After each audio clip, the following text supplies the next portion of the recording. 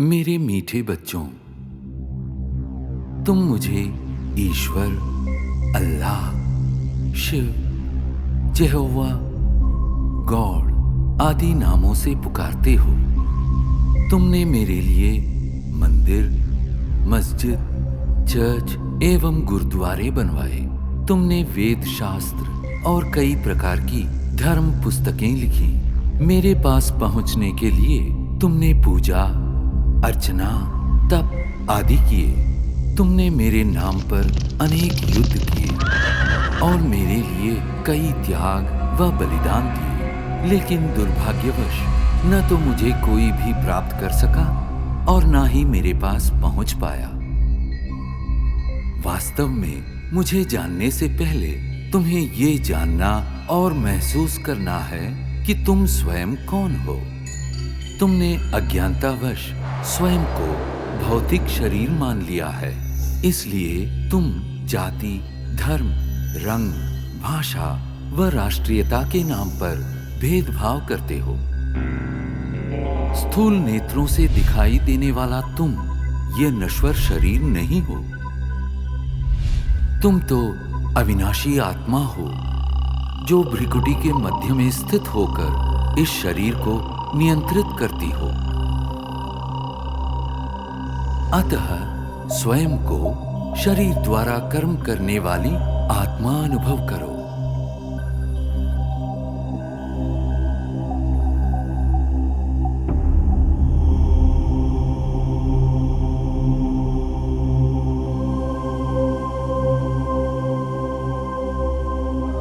अब कुछ क्षणों के लिए सांसारिक बातों व उनके वातावरण से स्वयं को अलग करो। इस देह को भूल अपने आप को भ्रिकुटी के मध्य में चमकता चैतन्य सितारा अनुभव करो। वास्तव में तुम यही हो, अति सूक्ष्म ज्योतिर्बिंदु आत्मा। अब क्रमशः तुम्हारी यात्रा आरंभ होती है। इस भौतिक दुनिया और देह से ऊपर उठकर नीले गगन की ओर।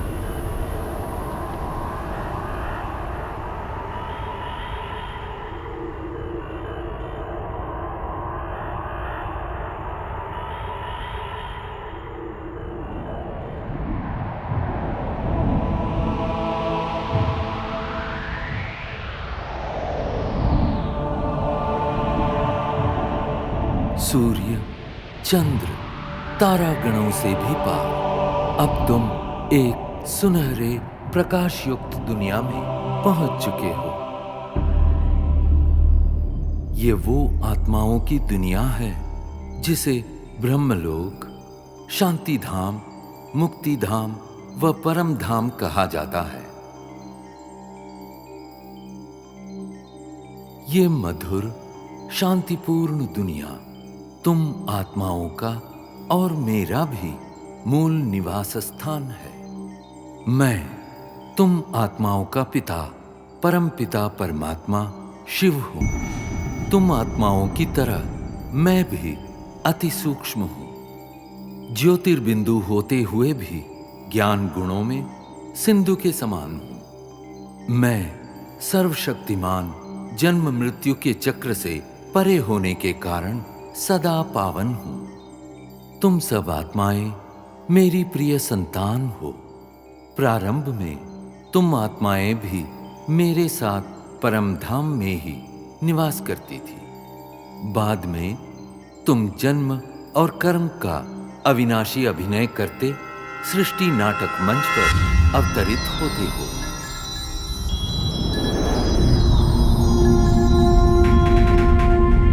ये अनादि अविनाशी नाटक सतयुग, त्रेता युग, द्वापर युग और कलियुग 4 युगों में विभक्त है। प्रत्येक युग की अवधि समान रूप से 1250 वर्ष है और इस कारण पूरे कल्प की आयु 5000 वर्ष है। हर 5000 वर्ष में इस सृष्टि चक्र की हूबहू पुनरावृत्ति होती रहती है। कल्प के आरंभिक काल में सभी प्राणी और प्रकृति के 5 तत्व पावन थे। उस समय संसार सुख, शांति और आनंद से परिपूर्ण था।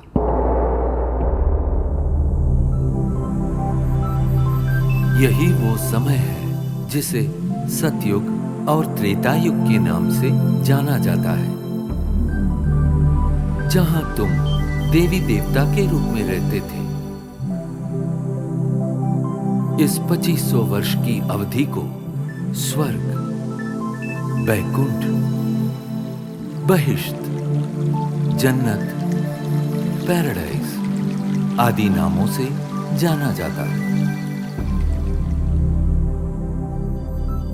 सतयुग अर्थात स्वर्ण युग में श्री लक्ष्मी और श्री नारायण का अटल अखंड राज्य था। तत्पश्चात त्रेता युग अर्थात रजत युग में श्री सीता एवं श्री राम ने राज्य किया।